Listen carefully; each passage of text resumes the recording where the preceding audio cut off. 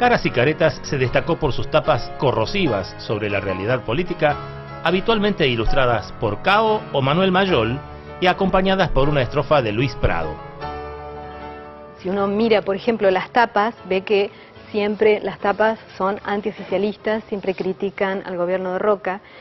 Y bueno, y hay también otra explicación que es, o sea, podemos unir este dato con el otro, que es que en un momento Bartolito Mitre, o sea, uno de los hijos de Bartolomé Mitre, expresidente de la Nación y director del diario La Nación, había sido propuesto para dirigir la revista en su comienzo, ¿no?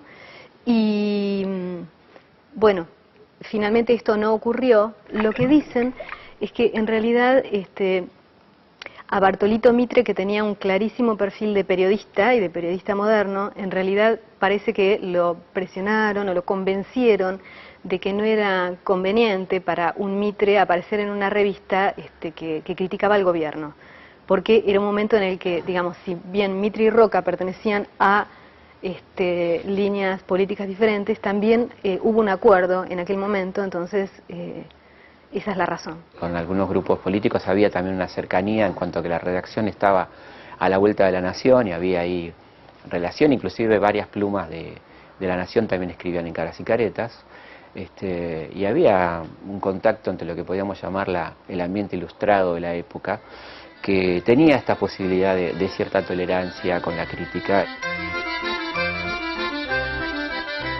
Sí, era temida por el poder, esto es una característica muy importante, siempre fue temida por el poder, esencialmente por las tapas. Lo que más le preocupaba a los políticos y a los gobernantes eran las tapas, que era lo que la gente veía en los kioscos, la comprara o no la comprara. Las tapas eran el temor de la clase política y lo fue cada vez más, ¿no? La gente más le llamaba la atención.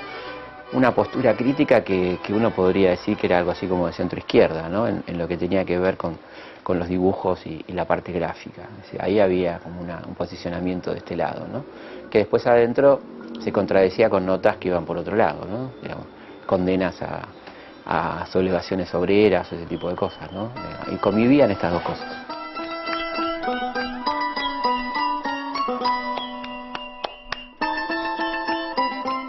Hubo como dos momentos muy duros de Caras y Caretas, que fue toda la época del primer centenario y claramente la década infame, ¿no?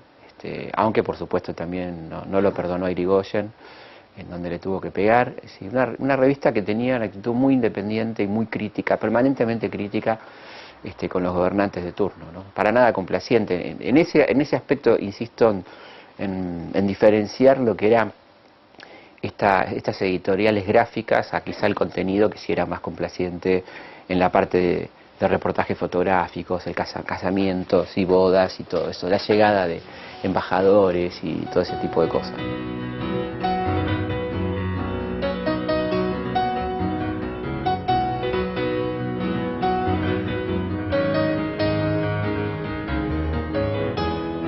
En aquella etapa de auge, en Caras y Caretas trabajaban los mejores dibujantes argentinos que les marcarían el rumbo a las futuras generaciones de caricaturistas.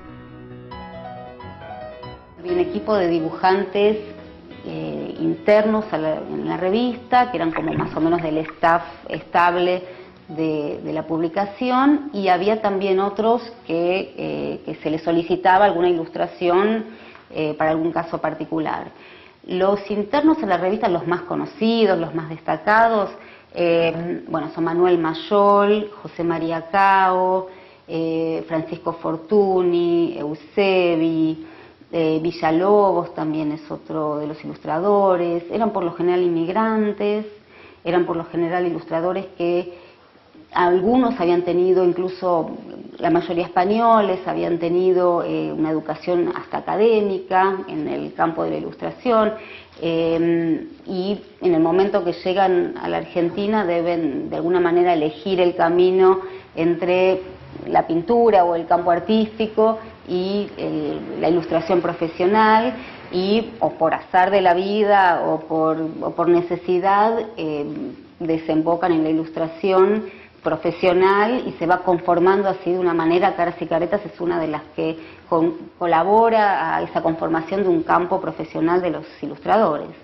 Todo lo que era el elemento no textual, o sea, todo lo gráfico, estaba muy desarrollado en Caras y Caretas, que podía ser desde cualidades visuales de los títulos o pequeñas viñetas. Había ilustraciones por todas partes, ¿no? El primer semanario de gran tirada de la Argentina duró hasta principios de la década del 40. Desde entonces reapareció 3 veces. La última de esas versiones se consigue hoy en los kioscos.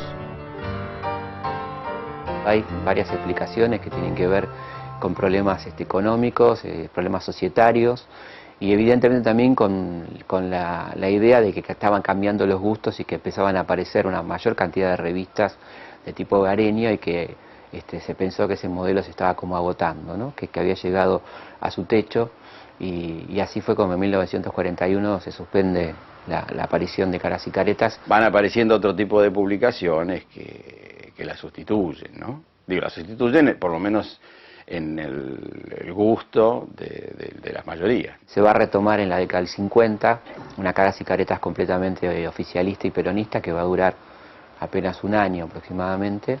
Luego va a haber una tercera etapa en 1982, también después de post-Malvinas, una Caras y Caretas también con gente vinculada al peronismo, que duró más o menos un año.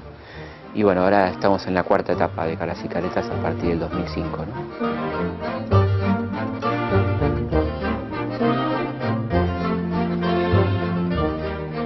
La verdad que era un viejo sueño poder relanzar una revista tan fuerte como Caras y Caretas, que nosotros la llamamos la revista de la patria, en el sentido de que representa mucho de lo que somos los argentinos, ¿no? Y bueno, finalmente con María y Víctor Santamaría, ellos me llamaron porque habían logrado finalmente conseguir los derechos, y bueno, me convocaron para dirigirla, y me pareció un honor, y me pareció muy lindo pensar cómo sería una Caras y Caretas hoy, ¿no? Con lo que nosotros queríamos, manteniendo algunos de los elementos de la Caras y Caretas original, cambiando otros que no nos gustaban, como por ejemplo las sociales y todo eso, que los hemos transformado radicalmente, ¿no? Entonces mantuvimos lo de la tapa, mantuvimos la segunda tapa, mantuvimos el arte de la revista. Es una revista en la cual importa muchísimo el diseño, una revista para pensar.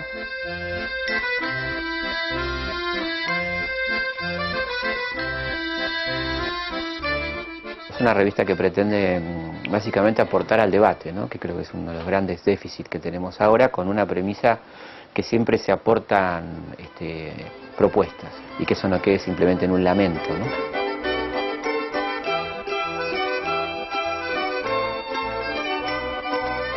Y las tapas mantienen el espíritu irónico de Caras y Caretas. Nos importa mucho la buena calidad de dibujo. La verdad que tenemos un equipo de dibujantes extraordinario, empezando por Alfredo Sabat, ¿no? Que es un lujo. Santiago Caruso, que es un chico muy joven que hace unas tapas extraordinarias. Bueno, un equipo de dibujantes de gente muy joven, otra gente más experimentada, gente que se acerca permanentemente a traer sus trabajos, y lo vamos incorporando en la medida de lo posible. ¿Hay alguna relación verificable entre aquella Caras y Caretas y lo que está apareciendo desde hace unos años?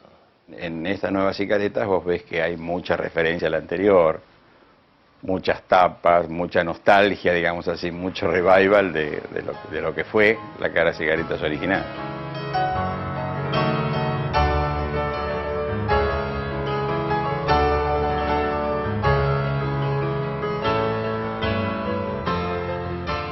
En el próximo bloque, PBT, el semanario para niños de 6 a 80 años.